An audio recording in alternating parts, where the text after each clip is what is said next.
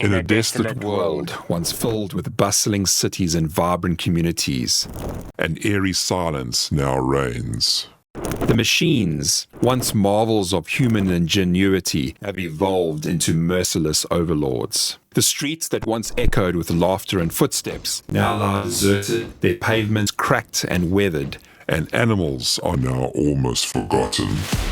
Each passing day brings the slow vanishing of human presence as the relentless march of the robots continues. Hope flickers like a distant star, a mere glimmer against the suffocating darkness of a world forever changed.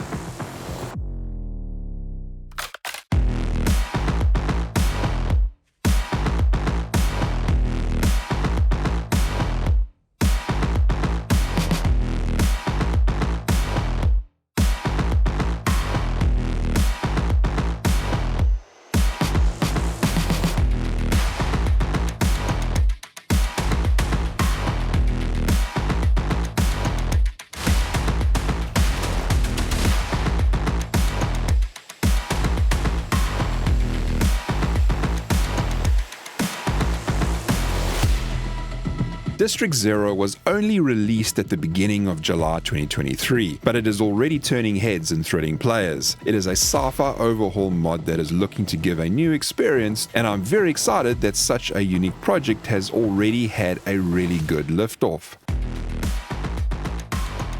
District Zero is developed by Zilox, or Zil, a well-established modder in the 7 Days to Die community who lives in Ireland, which is this little lump of land located over here. He says that the movie District 9 is not actually connected with the name of his mod. However, the zero part in the name is related to the fact that he is trying to put emphasis on there being zero life left in the world. There is some life in the game, but as time goes on, he will likely make changes related to this feature. And this is the main story behind the world that we play in. Many years ago, machines and artificial intelligence took over, killing much of the life as we know it. Animals are no more, they have ceased to be. Bob's Boars is not your favorite place for pork chops anymore. Even Grace has packed up her bags and is bereft of life. No chickens, no rabbits or deer, and certainly no vultures. And I hear many of the 7 Days to Die community cheering and giving this a 10 out of 10 just for this feature. So, my fellow minions, what does District Zero have to offer besides no vultures? First up, how do you actually get meat? Or are we all now confirmed vegetarians? Well, yes and no. If you wish to, you could go the veggie route. However, manufacturing meat has been relocated to the Hydra Organic Fabricator. This handy device uses advanced tech to make meat. Kind of like a Star Trek food replicator, but it just takes a lot longer to replicate. The 3 sets of meat are automatically produced in the fabricator over time, and each day you can pull some meat out. Swear I've seen this text somewhere before in Alpha 21. I wonder where. For now, Zilox is using the skill magazines for crafting levels. However, he has shuffled the perks around into 6 different classes. So you'll see some familiarity, but hopefully the shuffling will also make better sense. Each class has 5 levels that you can add skill points to. The empath track is related to intellect, and the survivor's weapons are associated with rifles and stun batons. The cybernetician specializes in heavy-duty weapons and robots, supported by machine guns and robotic turrets. Then there is the Cosmotech, which concentrates in the repair, creation of vehicles, and salvaging of materials. The Cosmotech is also associated with weapons such as clubs and shotguns.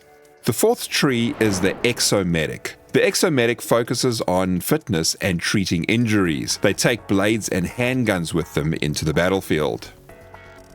As the name also suggests, the Astrominer specializes in mining and resource extraction. These mining skills also focus on weapons such as sledgehammers and explosives. Finally, there is the Neonaut. The Neonaut is the survivor that specializes in planetary exploration and the discovery of new species. Governed weapons are bows and spears. Now stay tuned, as at the end I have something to say about the awesome ambitions that Zilox has for this mod, and it's certainly going to be amazing when he pulls it off. So for now, just let those words sink in for a while. Planetary exploration and the discovery of new species. Sounds pretty far out.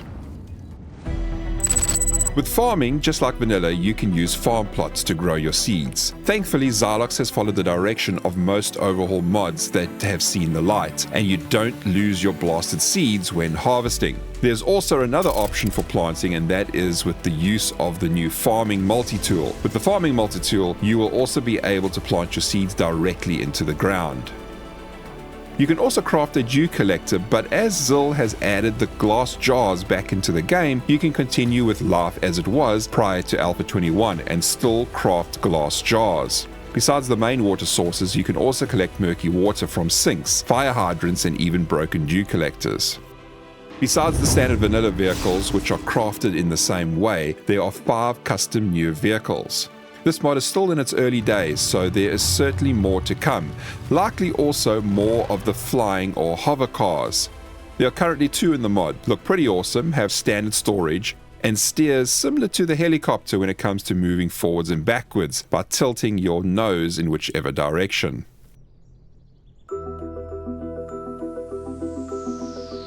There is no infection in the game. Well, there are no zombies, so instead in this world, there is radiation. You have a radiation meter that shows up on the new overhauled user interface. The user interface also sports a very healthy 96-slot backpack in the back end, also with lockable slots. As you do various activities in the world, or, well, just sit around, your radiation level will continue to rise. There are various sources of radiation, and one of them is the harsh acid rain effects in the wasteland that will increase your radiation level significantly. Using anti-rad pulls will reduce the effects and give you a temporary immunity. Workstations. There are not a large number of workstations, with some such as the Workbench and Forge using updated models for their futuristic version. The Forge also has a mid to end game upgrade called the Blast Furnace, where you can add additional tools to help you smelt and craft faster. There is also an autominer that can be used that will help collect resources over time. Like many of these in various mods, you'll have to decide whether it is worthwhile and if you can justify the crafting cost. Mining ores is currently the same as in vanilla, but there is a max level cobalt ore that is only found in the wasteland. Traders are completely destructible. Even though they have been given an upgrade with their walls and fencing, the enemy can still break in pretty easily, so be aware of that. Still, I'd much prefer the invisible walls and protection being removed. I honestly love taking the open route trader quests now, as I can't wait to get to the new trader and loot and scrap the crap out of their trader compound. Much more fun and obviously rewarding. You can also add a claim block and a bedroll to the trader, so using Jen's compound as a base is now a reality.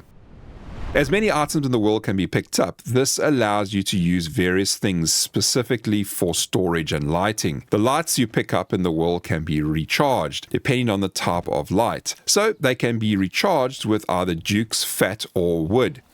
Even an extinguished fire can be picked up. You can take them home as a source of light. It consumes wood over time, and you can then recharge it with wood. Lights can also be adjusted in intensity, color, and the range. Picking up items and using them has a lot going for it, so wait for my beginner's guide on some useful tips with this. Now, let's talk weapons.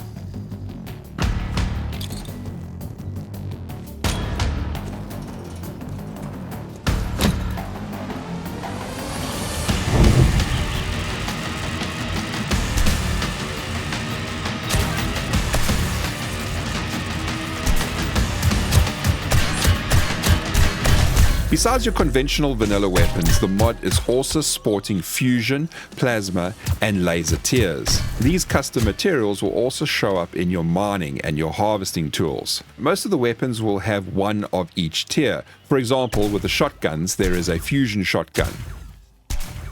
Then comes the plasma shotgun. After that, there is the highest tier version, the laser shotgun. It is still early days for the mod, so expect many changes to come regarding visual and audio effects, and even possibly with the models. Shotguns take the shotgun energy cells, or an armor-piercing version. Then there are guns like the assault rifles and handguns. They take energy cells or the armor-piercing versions of those. Like the shotguns, you get first the fusion version, then you move to the plasma. And then finally the laser version, your top tier. Not all weapons have a weapon in each tier, such as the laser minigun. This baby eats energy rounds for breakfast, lunch and dinner in one sitting, but there is only a laser version of it.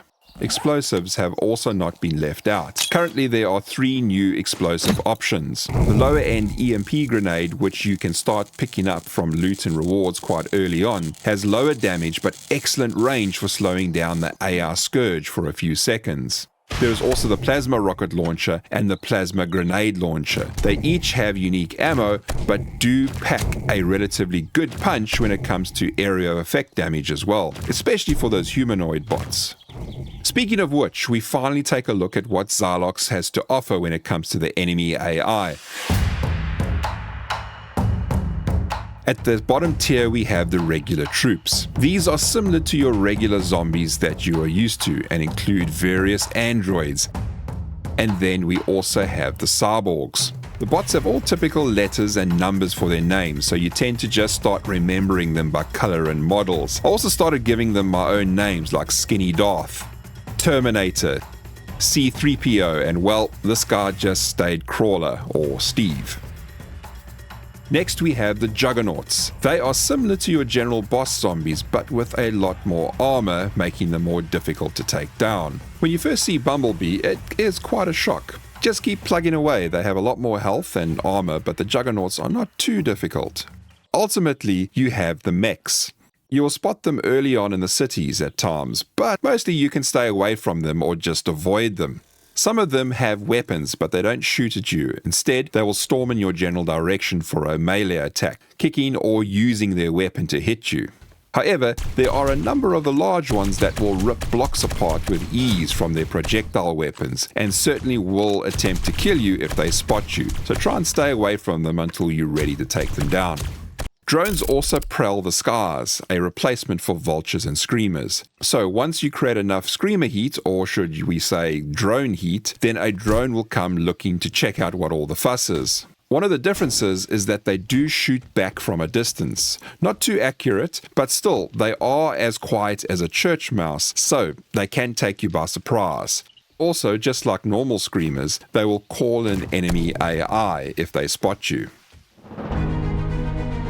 The world that Zilox has created has some very ambitious features coming in the future. Already the mod is sporting a new overhaul in the forest biome. Here you can see new trees, rocks, tree stumps, log piles, sticks, branches and many more changes, all looking to create an immersive biome for you to enjoy. However, I bring you back to the final class that I mentioned earlier on, the Neonaut.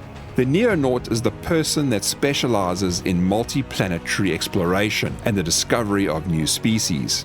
Multi-planetary exploration and the discovery of new species. Yeah, this does not sound like 7 Days to Die, does it? More like No Man's Sky. Zil has some pretty daring aspirations for District Zero, and he has indicated that he would like to have planets that are only accessed via a spaceship. Now, obviously we don't have planets in the game, but manipulating biomes and cutting them off completely from one another and only allowing them to be accessed via something that maybe we can call a spaceship could actually simulate this feature.